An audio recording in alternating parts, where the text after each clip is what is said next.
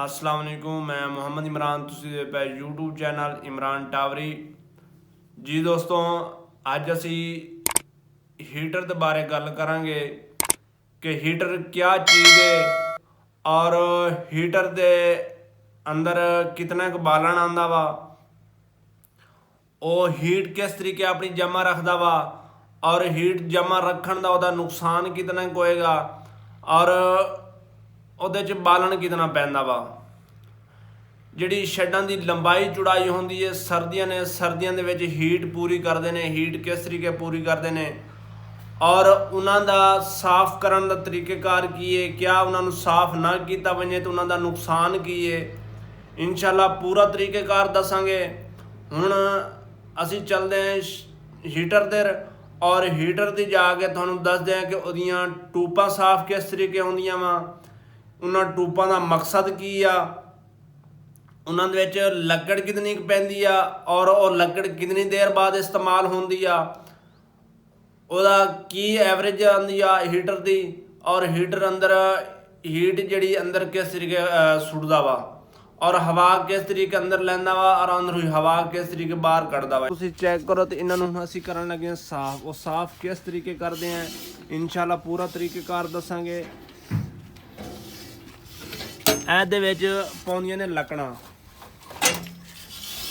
ਇਹ ਵਿੱਚ ਤੁਸੀਂ ਚੈੱਕ ਕਰ ਸਕਦੇ ਹੋ ਅੱਗ ਵੀ ਪਈ ਆ, ਵਿੱਚ ਹੀਟ ਵੀ ਆ, ਅੱਗ ਵਿੱਚ ਮੌਜੂਦ ਆ ਔਰ ਥੱਲੇ ਵਾਲੀ ਖੋਲੀ ਤੇ ਇਹਦੇ ਵਿੱਚ ਸੁਆਹ ਆ ਜਾਂਦੀ ਹੈ ਸਾਡੀ। चेक करी तो थले सुहा आउंदी आ और उतले वाले दे विच लकड़ां पानी आउंदियां सी।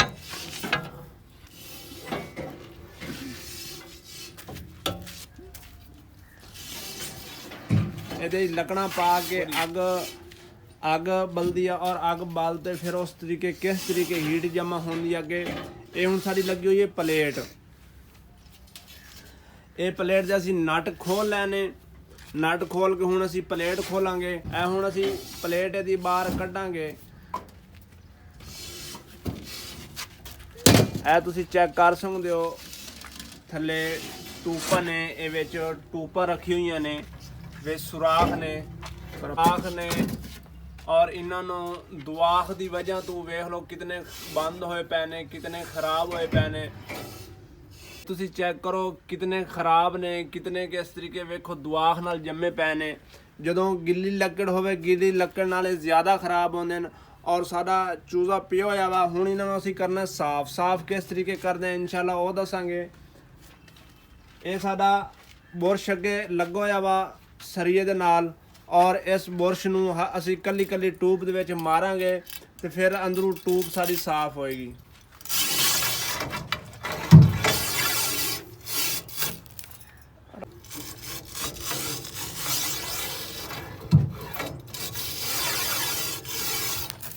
इस तरीके चेक करो तो अंदर ट्यूब दे बहुत सारा कचरा वा। और कचरा असी इस तरीके बुरश दे नाल ही बाहर कढ़ना वा। हुण असी कली कली ट्यूब नूं इस तरीके मार के बुरश और कचरा सारा इस तरीके बाहर आना वा।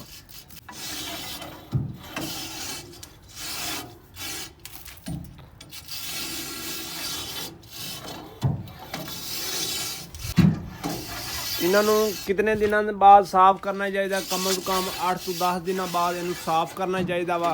क्योंकि जदों सारा बालन होया पिया पिछे स्टाक, जदों बालन होवे गिला,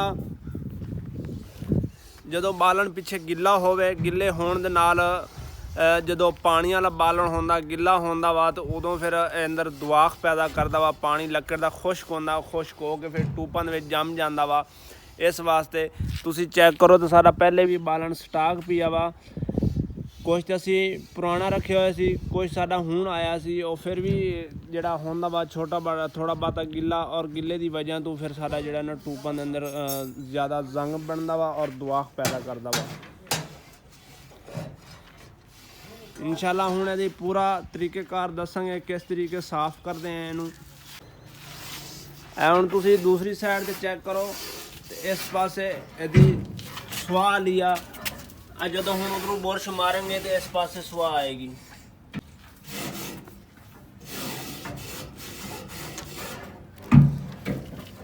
इस तरीके सुहा लिए टूपां की जिहड़ी सुहा होंदी आ